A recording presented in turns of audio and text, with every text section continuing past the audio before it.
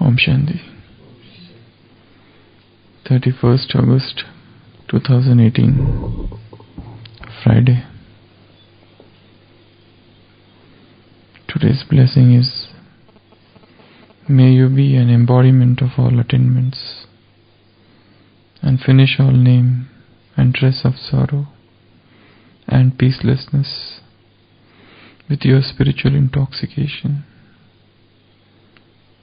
To have spiritual intoxication means to see souls while walking and moving around and to be soul conscious. By having this intoxication, you experience all attainments. All sorrow is removed from a soul who is an embodiment of attainments and has spiritual intoxication. There is then no name or trace of sorrow or peacelessness, because sorrow and peacelessness arise from impurity. Where there is no impurity, how could there be sorrow or peacelessness? Pure souls have natural happiness and peace within them.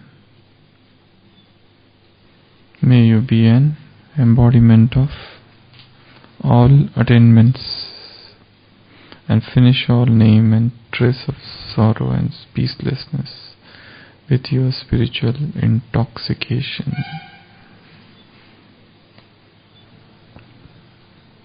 Baba has often talked about this Narayani intoxication, this spiritual, godly, celestial, unworldly intoxication. And today Baba is saying two things. One is soul consciousness and second is purity. When there is soul consciousness or you have soul conscious vision, you experience no sorrow, no trace of unhappiness. Wherever there is purity, there is no unhappiness, no trace of sorrow, suffering, misery, pain. The souls who are very much pure, they experience natural happiness and peace. So those souls who are impure, they also have peacelessness then, in contrast to peace and happiness of purity. So, spiritual intoxication of two things, soul consciousness and purity. Purity is included in soul consciousness, and soul consciousness is included in purity. To remain absolutely pure is a stage of natural bliss and happiness and peace. All the peacelessness has risen from impurity. So Baba is saying us to maintain spiritual intoxication. When you have spiritual intoxication, you have all attainments.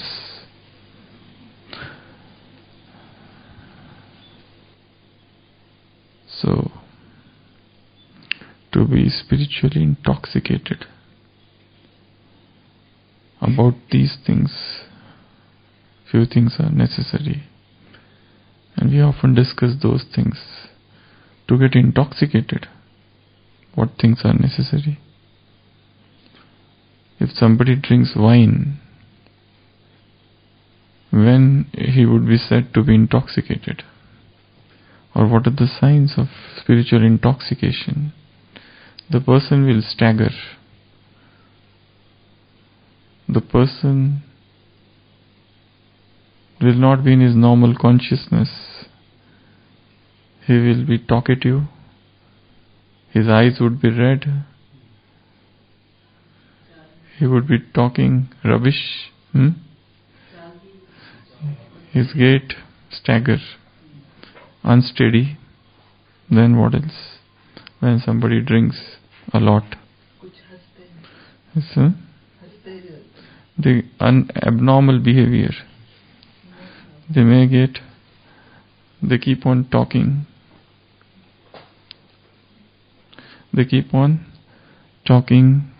then what else?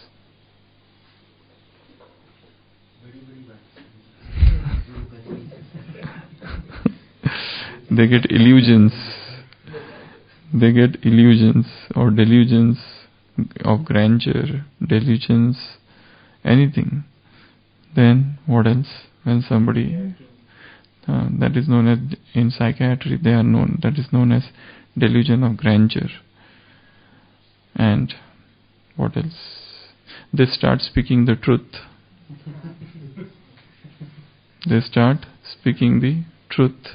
Otherwise there is public inhibition. But in the stage of intoxication, they start speaking what is truth. What else? They forget. So there is a forgetfulness of everything. In fact, people drink to forget. There is so much sorrow and there is so much suffering. And they want to forget those sorrows and forget those sufferings, and somebody is hurt sometimes or deeply emotionally wounded. That time they resort to drinking and they drink more. So what else? So there is no control of speech, there is no control of gait, there is an imbalance. They forget the codes of conduct or etiquettes or manners, unruly behavior, unnatural behavior, or even physical signs. They may vomit,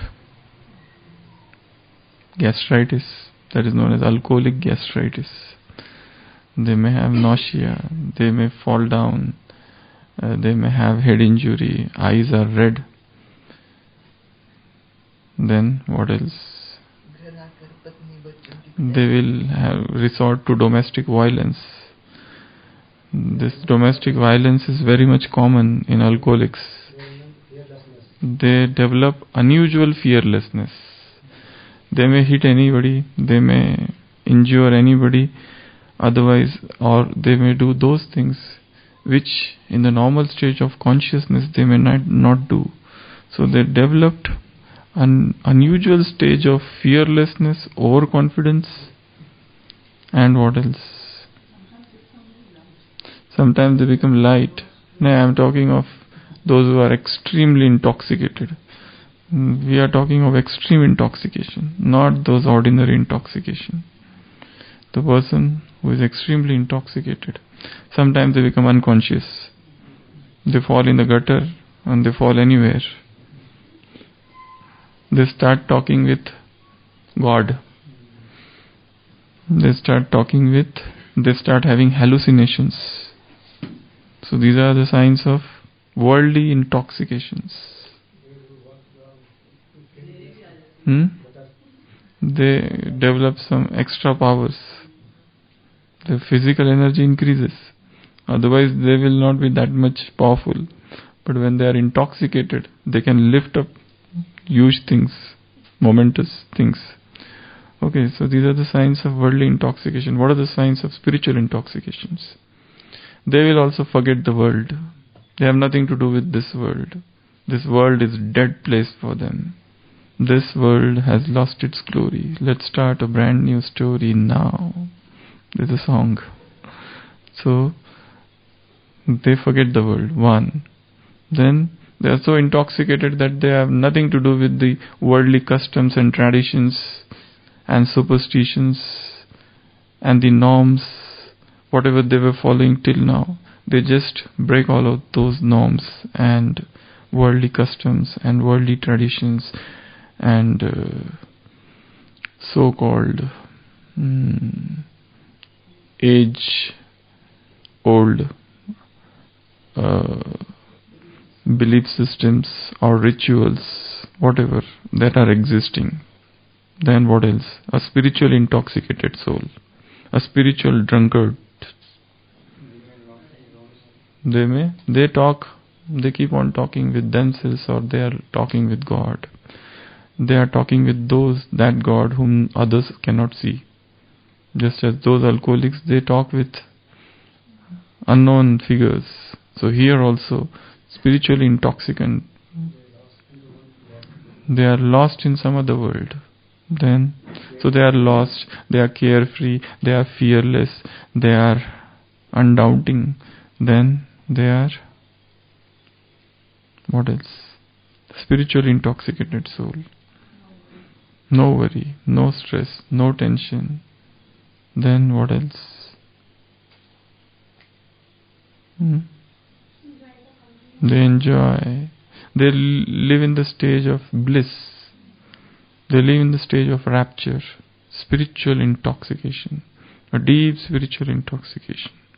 Sometimes they may become unconscious, spiritually unconscious, total loss of touch with this world, nothing to do with this world. In today's Sakar Murli, Baba said, don't care.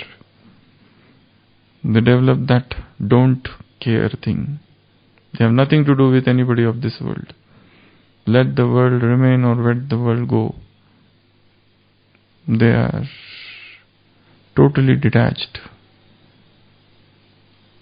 So, those who have spiritual intoxication of soul consciousness and of purity, they enter into that stage of bliss, of happiness, of peace, of purity. Sorrow cannot touch them. They attain natural bliss, natural happiness. Because wherever there is purity, there is happiness. Wherever there is impurity, there is unhappiness. Other way around, wherever there is unhappiness, there has to be some impurity.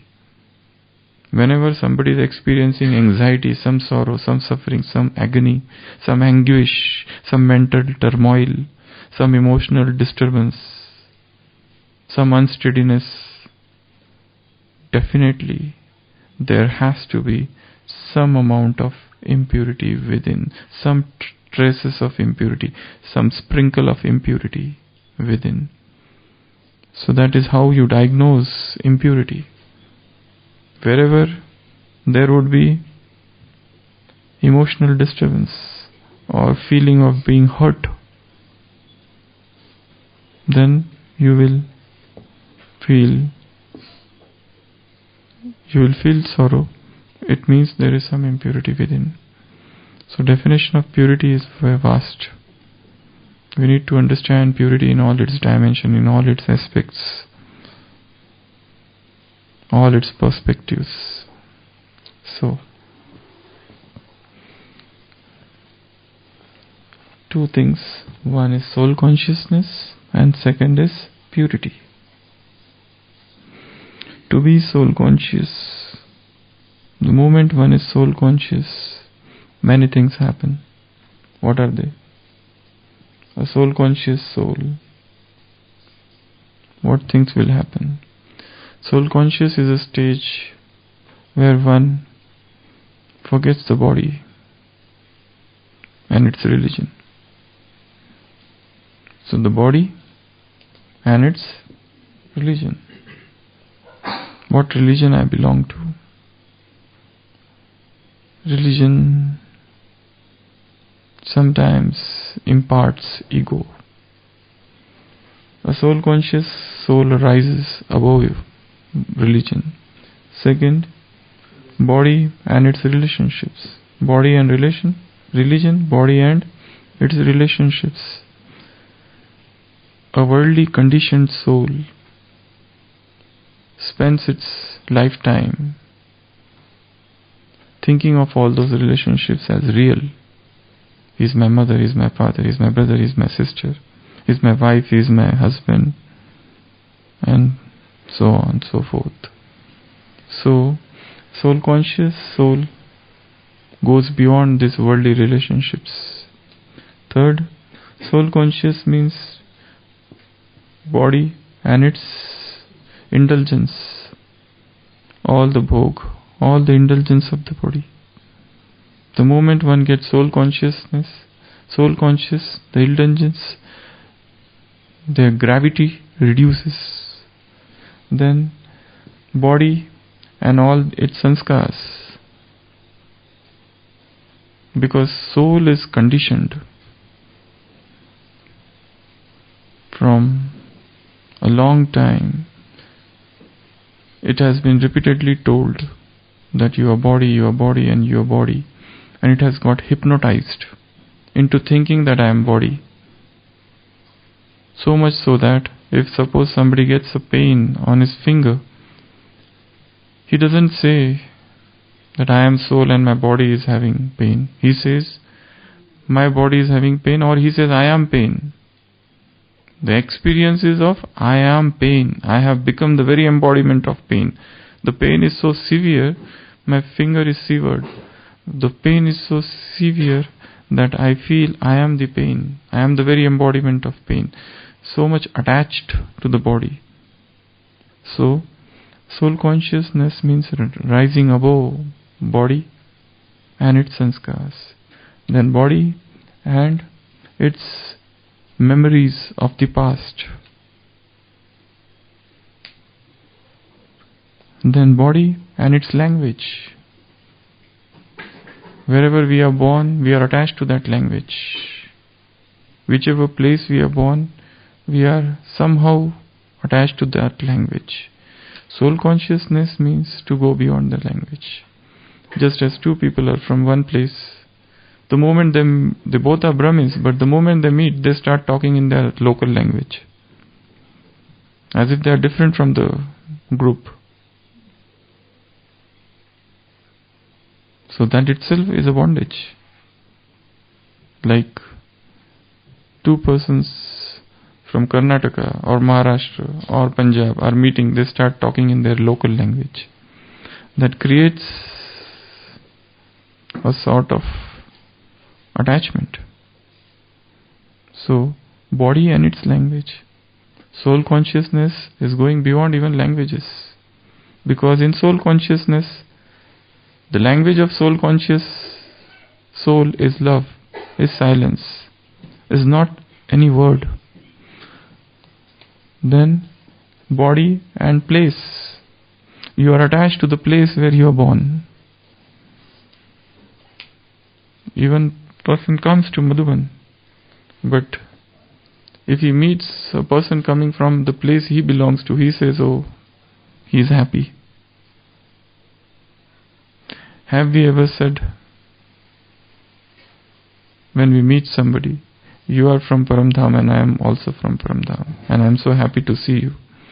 We hardly say that. We say you are from Punjab and you are from Karnataka and I am also from Karnataka. Which place in Karnataka? Which place in Maharashtra? I also belong to the same place. And we start inquiring. Is it not a sort of body consciousness? This is also a body consciousness. Our interests are international, not even Indian. We are born for the world, not for any particular country, region, state. We do not belong to any country. Our interests, our work is universal work. So to remain in that limited consciousness of area consciousness, region consciousness, state consciousness, village consciousness, town consciousness, country consciousness, some city consciousness, this is also body consciousness. We do not belong to any city, any place. We have come for the world. To remain in that higher platform of spiritual elevation, of spiritual consciousness, is soul consciousness. Then, what else?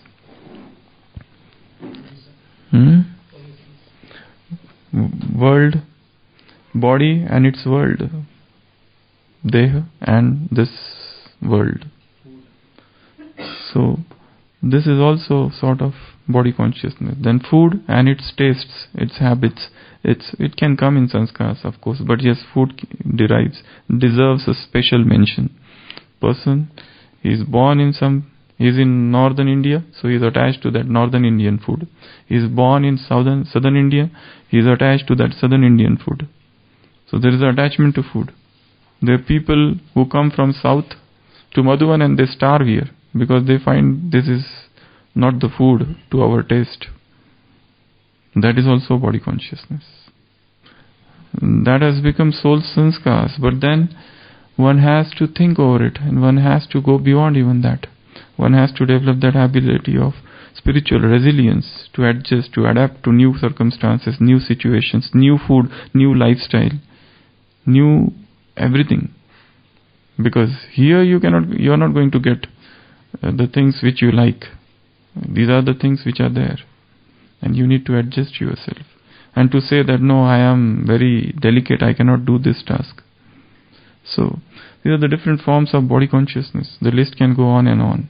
So to have the spiritual intoxication of soul consciousness. Soul consciousness means remaining above all this and thinking that yes, I am souls. And one of the major body consciousness is I am male and I am female. To go even beyond male and female. There were saints in India who used to roam naked. Can you imagine that? What level of soul consciousness they had. No shame that I am male and I am female. There were female saints. Some of the, what is her name, from Kashmir, Lal Devi. She used to roam naked. Even Akka Mahadevi, southern India. So these are some of the souls, they have gone beyond. They did not have that full knowledge of soul and supreme soul, but they used to roam naked. Or some of the fakirs. So that depends on how much. But even that doesn't mean that one who is doing that becomes soul conscious. That's again a trap. Because there are some Naga sadhus. They are great traps. So it's not that easy. So but one needs to go beyond body consciousness. One. Second, to remain stable in the highest stage of purity.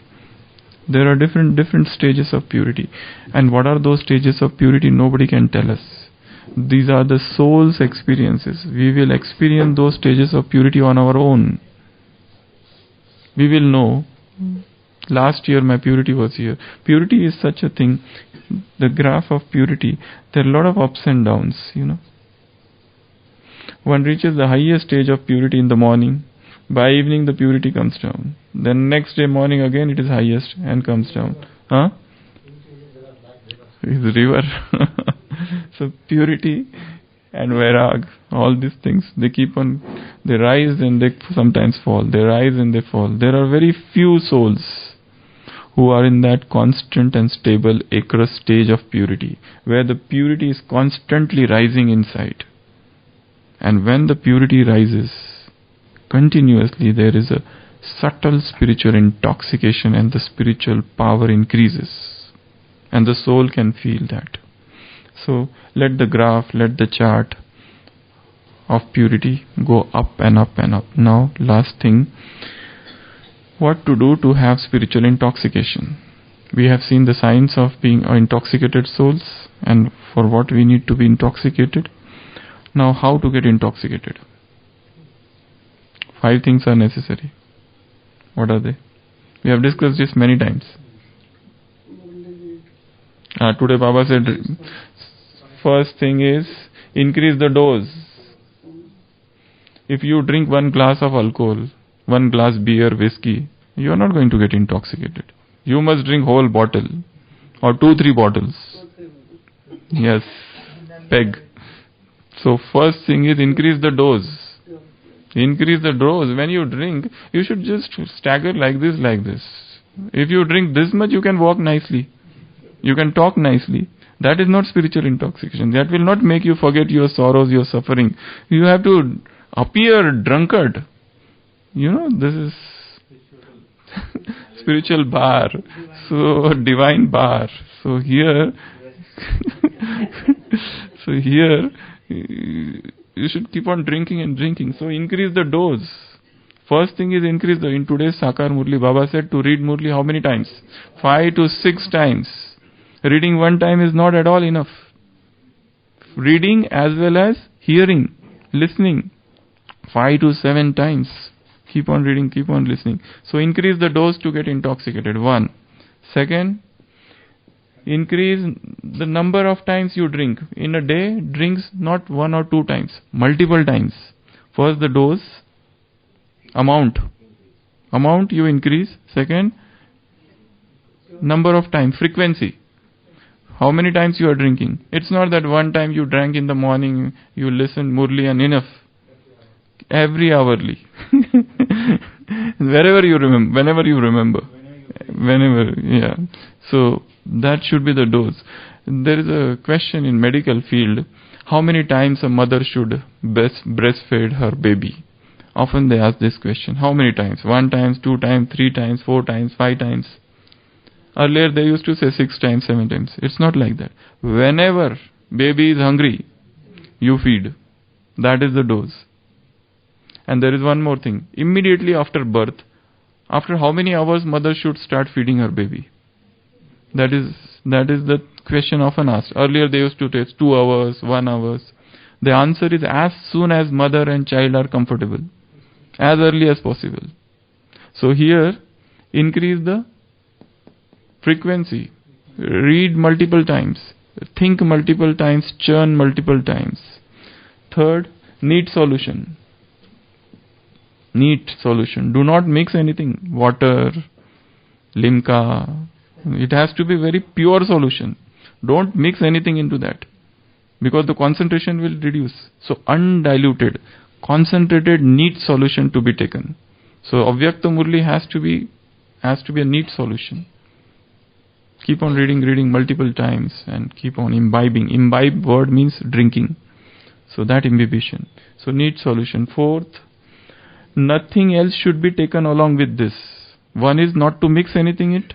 Another is person takes many things along with it. Drink also and some pizza or some namkeen and all those things. Nothing. Otherwise your intoxication will be less. You should drink only 1 bottle and glass should be there. Nothing else there. No water, no namkeen, nothing. So then there would be intoxication. And last, company, cheers. You should have company of similar minded people. 2-3 drunkards should come together. Then they will drink too much, full. If they are asked, who are you? They should not be able to tell who are they. They should drink so much. That is the real. At first the man takes the drink, then the drink takes the drink, and then drink takes the man. This is the saying in English. So these are the 5 things which are necessary to get spiritually intoxicated. So increase the dose, increase the frequency, need solution, don't try to mix any other thing. Don't try to take other things. Reading Murli also and at the same time watching television also, seeing movies also, reading magazines also, worldly magazines. So how you will not get spiritually intoxicated. Reading Avyakta Murli means you are reading only Murli and nothing else. You are reading and you are churning. You are reading and churning. Reading this also, reading novel also. Mixing things. No spiritual intoxication. And last, in group, in Sanghatan, in gathering, have a group, have a daily discussion of the knowledge. So these are the ways to get spiritually intoxicated. Earlier we saw signs of spiritual intoxication, and to get spiritual intoxication in what? In soul consciousness and purity. And wherever there will be purity, there will be natural happiness. Om Shanti.